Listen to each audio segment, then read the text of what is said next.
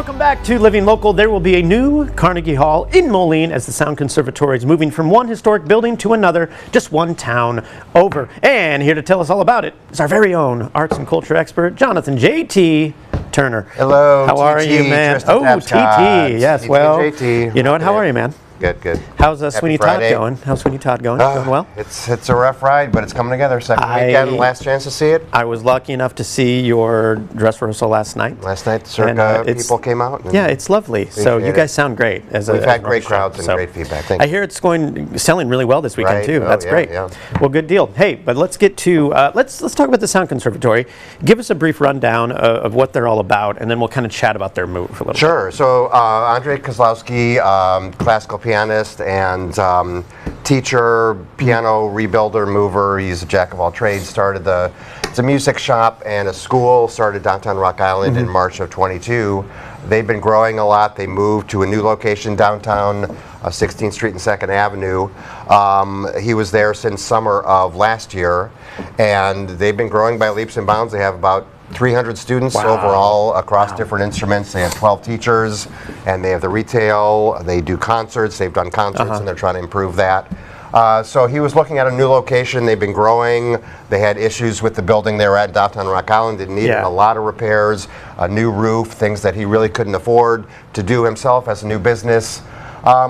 So he was looking to move. He was tried to look at other downtown Rock Island, but he settled on the famous Carnegie Library in downtown Moline. That's been vacant. Obviously, the Moline Library moved to 41st Street many years ago. The downtown library has been vacant since 2008.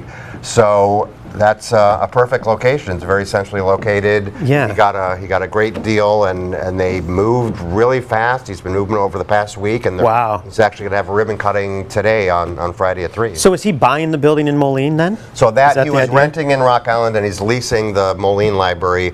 He's leasing it with an option. He's hopefully he's wanting to purchase down the road. Okay. He hoped to purchase the downtown Rock Island building. Yeah. But that needed so many repairs. He couldn't get financing and a mortgage for that. So he's hopefully going to buy in Moline as well. Well, and Moline's become kind of a little arts mecca down there too. It's slowly becoming something. I mean, he's right close to Black Box Theater on Fifth Avenue there, Spotlight Theater, and Ballet Quad Cities is moved to downtown Moline.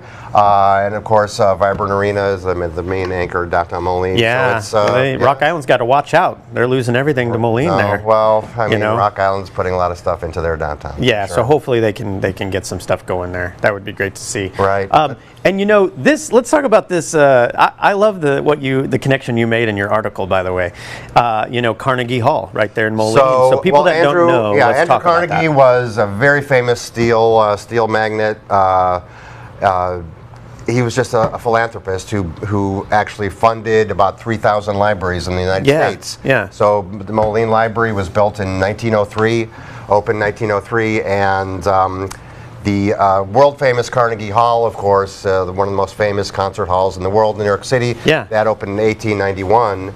And the Carnegie name, I mean, is all over public libraries across the country. So he was very generous in terms of his philanthropy. And I just thought that was a cute play on words because Carnegie Hall is the ultimate in terms of music and the stage. And Sound Conservatory is actually having, they're going to continue concert series. Their a singer-songwriter, Cash Sewell, is going to be doing their first concert Saturday night. So she's going to be Saturday at, I think it's 7 o'clock. At the new location. Yeah, and you know how she got to Carnegie Hall, don't you? She practiced. That's right. Well, she works for Sound Conservatory. She's got a little in there. Yeah, sure. Yeah, that's a fascinating connection. The fact that they're moving into an old Carnegie building is really cool.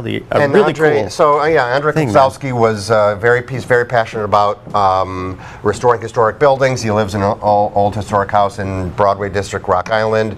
The downtown Rock Island building was built in 1901 as a theater. Yeah. And so you want to, I mean, it's a classic, it's a historic landmark downtown Moline, so you want to keep those alive. Yeah, so are they taking over the entire building downtown Moline then? Is that the idea? Well, that building, so it's on two levels. Okay. He's going to have the showroom, retail, and the performance space on the first level. Oh, okay. And then he's going to have upstairs is where all the studios for the teachers. They're going to split. There's an art gallery. The former art gallery is going to be split split into different teaching studios, so the upstairs could be all for lessons. Yeah, and I often see that building downtown, and I've always wondered kind of what it looked like inside. I never went in when it was the library, but Right, you gotta learn to read, man. I know. Well, one day I'll figure that out.